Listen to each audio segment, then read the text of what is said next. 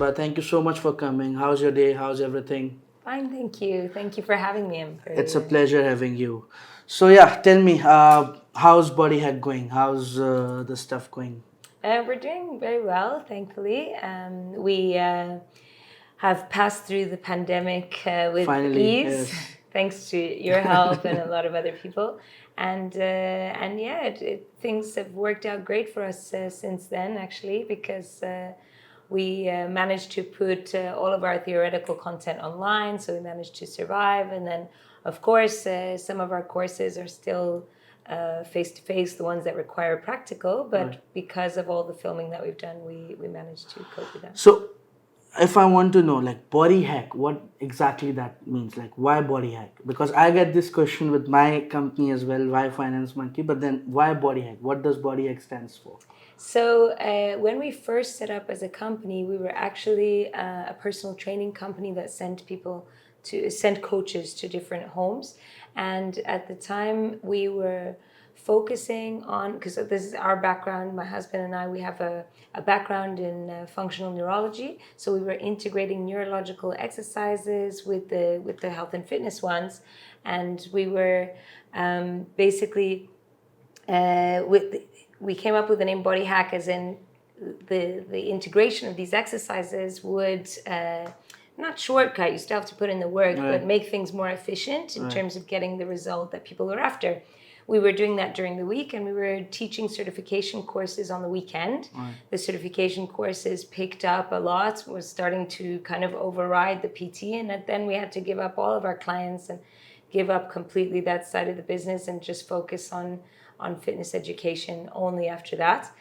Anyway, that's how the name came about, and we stuck with it even when we were a fitness education company. So now we just offer certification courses for those who want to become personal trainers or Pilates instructors. And for those who are already in the health and fitness industry, they have continuing education courses that they can do to specialize and to offer different services to their clients. So, I mean, if I want to ask, like, you have been a personal trainer as well, right? So, how difficult or how different is it to manage a fitness training industry, a company, wherein you are providing courses, compared to when you are actually on the field and doing the personal trainings?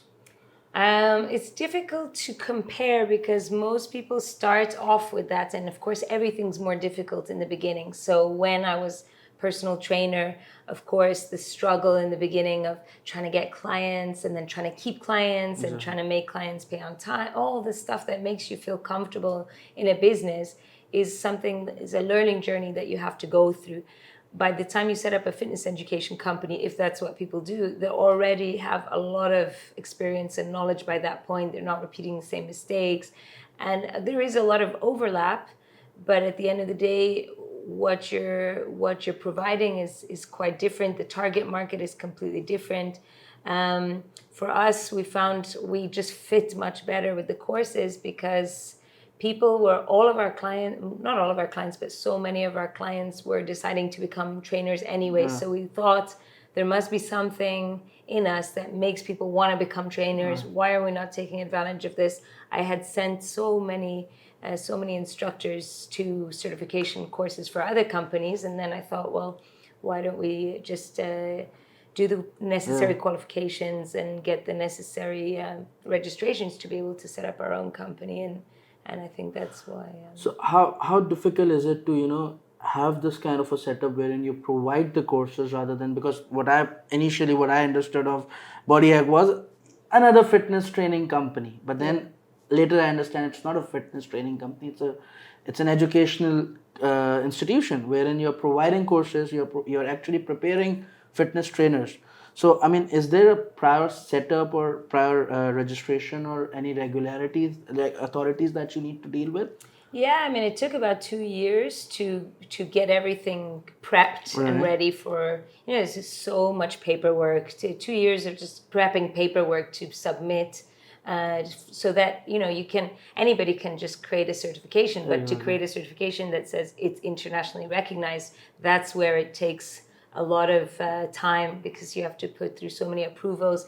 it's government regulated in the UK. So of course, all the certifications we offer are UK based. So there is a lot of paperwork, qualifications that we needed to take as well, staff that we needed to source that would have the relevant qualifications that would allow us to then finally apply, and then obviously market, and all that is another learning journey in itself. Is like how to market.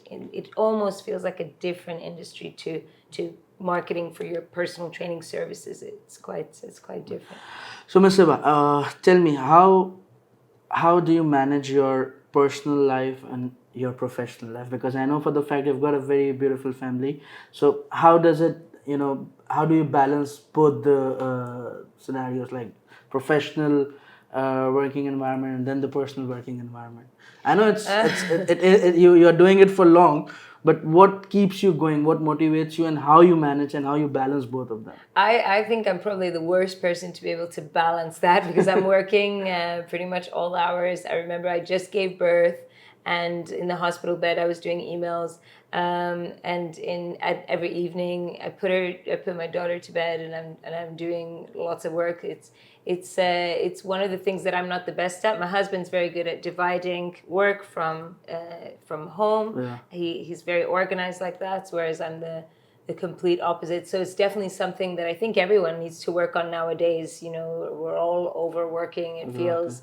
We're all blending our personal. It's difficult as well when you're a couple and you're both in the same job. Yeah. Of course, it's tempting to talk about work all the time. Yeah, exactly. But having that, that division of work The fine from line, home, basically. Yeah. yeah, it's important at least that one of us is quite strict with that, and that's really good.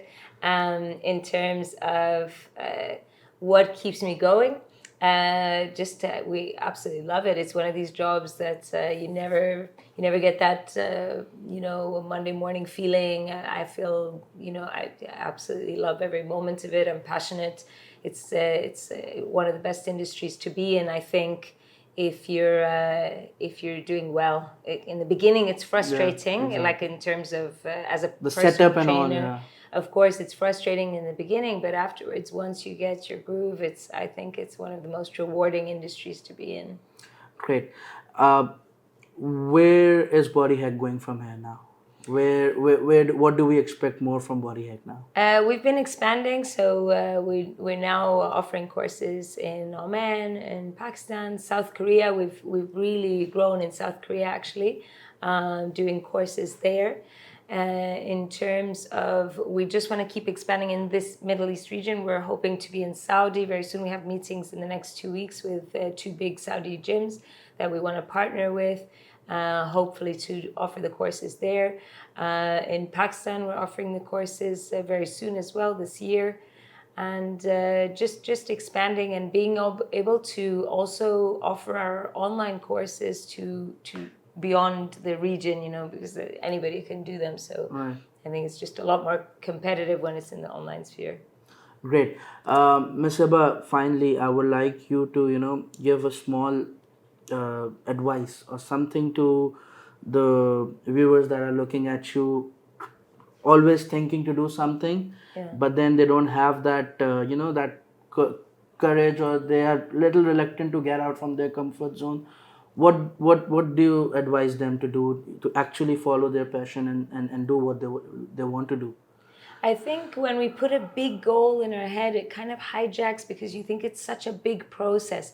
But what I felt, the reason why we've come so far in this industry, at least, is creating bite-sized chunks. Like, my goal is just to be able to submit this document by this end of the week. Yeah, That's it. yeah. If I thought of the end goal, it would be too overwhelming. And I think as long as we break down our tasks into very realistic, almost embarrassingly easy targets, that way it becomes a lot less overwhelming. And if for whatever reason you're considering a career in fitness, my advice would be to have a chat with us first, and to know the industry and what you're getting into very well, or any industry. Just find out more about it by speaking to people who are already in it, because we have a lot of people who decide to become trainers not really knowing what the salaries are like or not knowing what the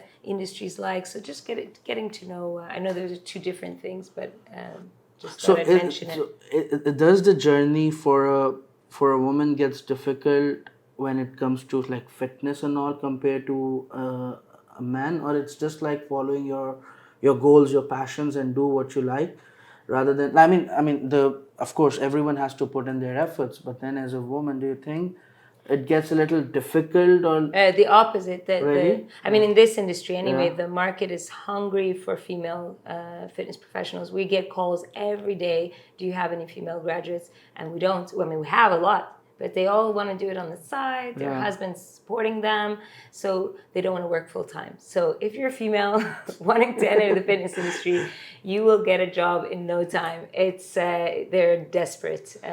Males are extremely competitive. Right. Is the complete opposite, and they have to really prove themselves. They have to be very special to get a job, at least here in Dubai, because it's just that everybody wants to move here now. Yeah. And it's so competitive for males. For females, they get a job in no time. Yeah. Perfect. Ms. Heba, thank you so much for taking time out and coming for this episode. It is always a pleasure meeting you.